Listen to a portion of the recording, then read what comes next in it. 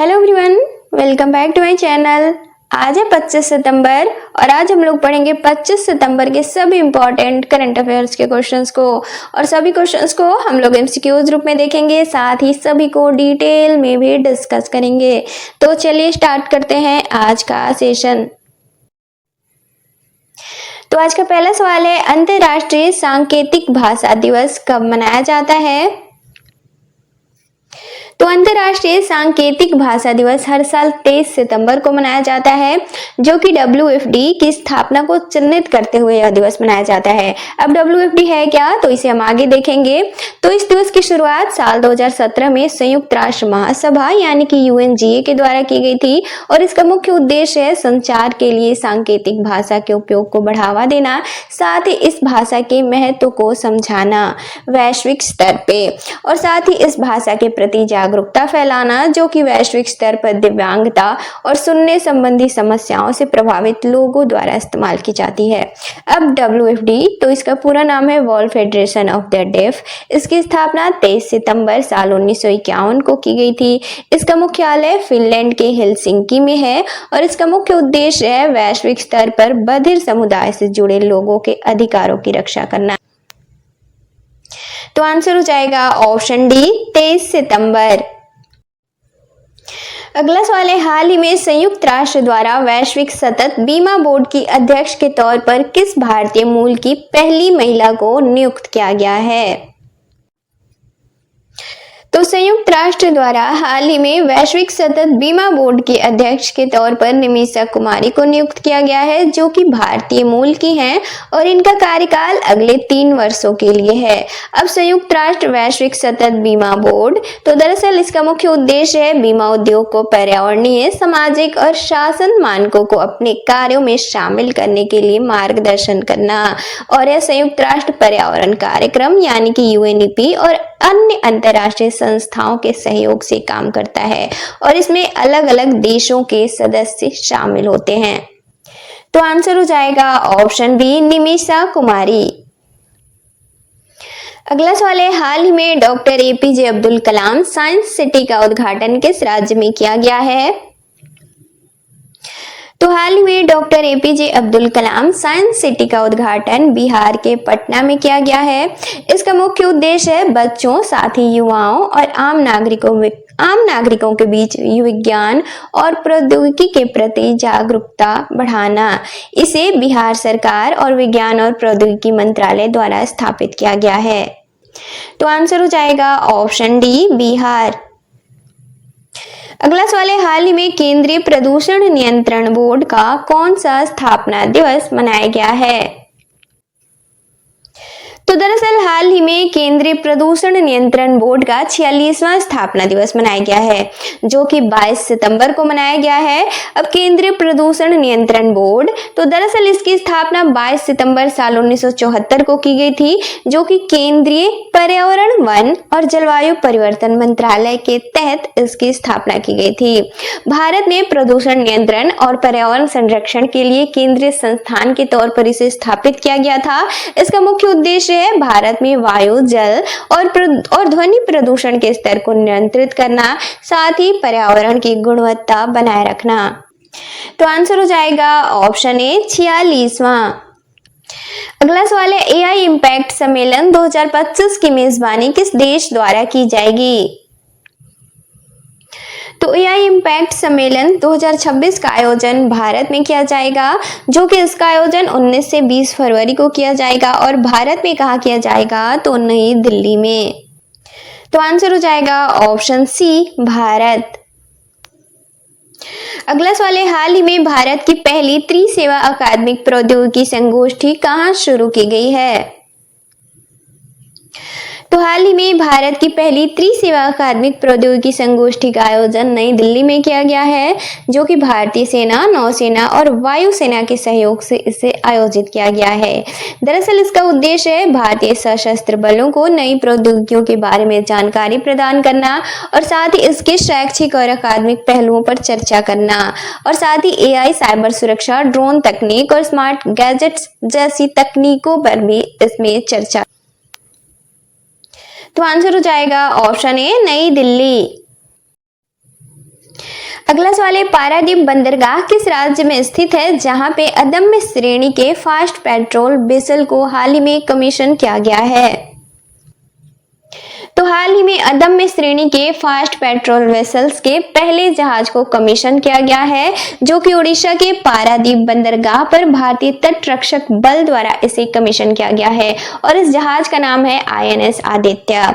अब अदम्य श्रेणी के फास्ट पेट्रोल वेसल्स तो दरअसल यह अत्याधुनिक और तेज गश्ती वाले जहाज होते हैं और इसका मुख्य उद्देश्य क्या है, तो समुद्री सुरक्षा और तटीय निगरानी के लिए इसे डिजाइन किया गया है, जो कि समुद्र में होने वाले अवैध गतिविधियों, तस्करी, समुद्री घुसपैठ और साथ ही आतंकी गतिविधियों को रोकने के लिए इसका उपयोग किया जाएगा।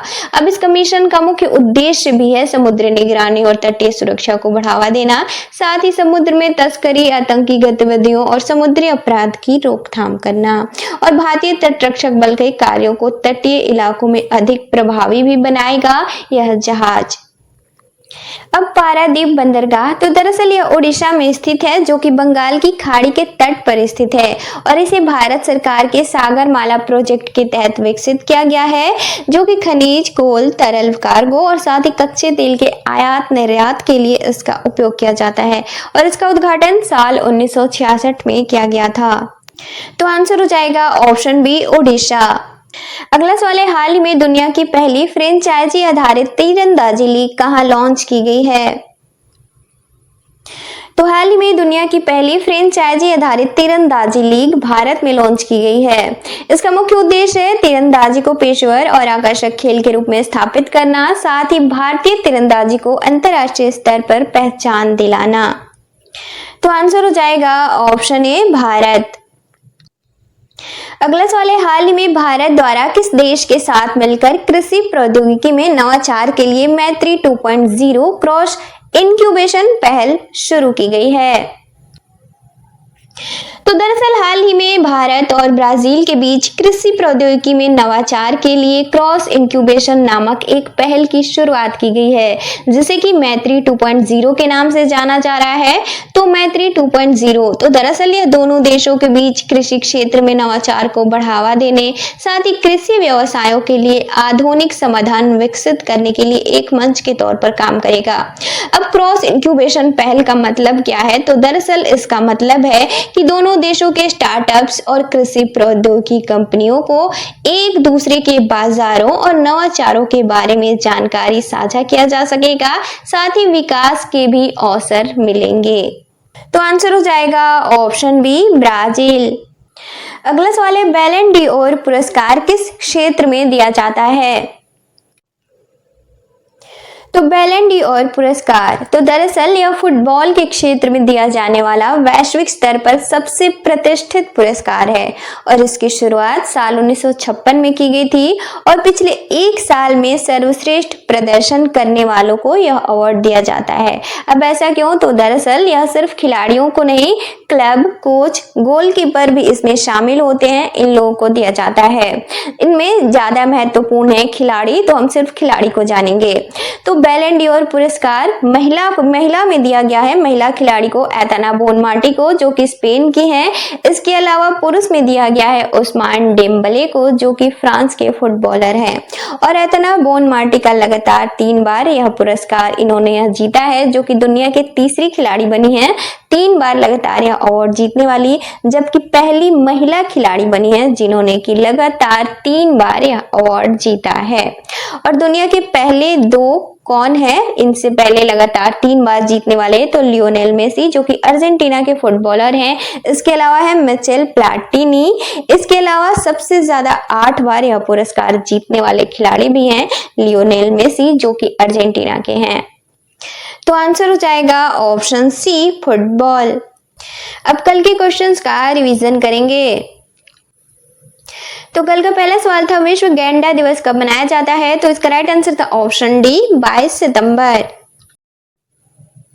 अगला सवाल है, हाल ही में 25वें एशियाई क्षेत्रीय सम्मेलन के दौरान किस देश को इंटरपोल एशियाई समिति का सदस्य चुना गया है? तो इसका राइट आंसर था ऑप्शन ए, भारत।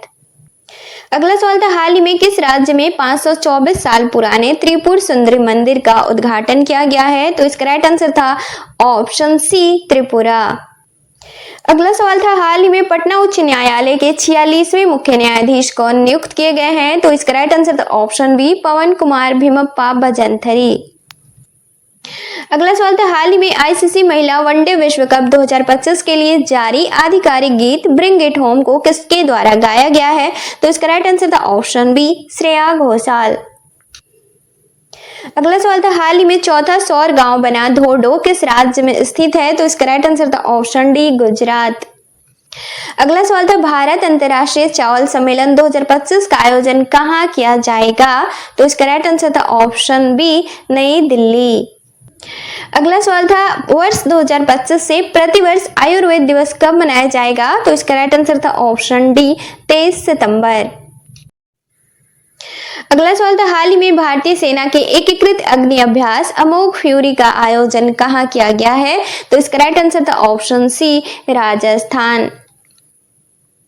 और कल के सेशन का लास्ट क्वेश्चन था, हाल ही में भारत द्वारा मत्स्य पालन के लिए विश्व स्तरीय ब्लू पोर्ट बनाने के लिए किसके साथ साझेदारी की गई है? तो इसका राइट आंसर था ऑप्शन बी, खाद्य एवं कृषि संगठन।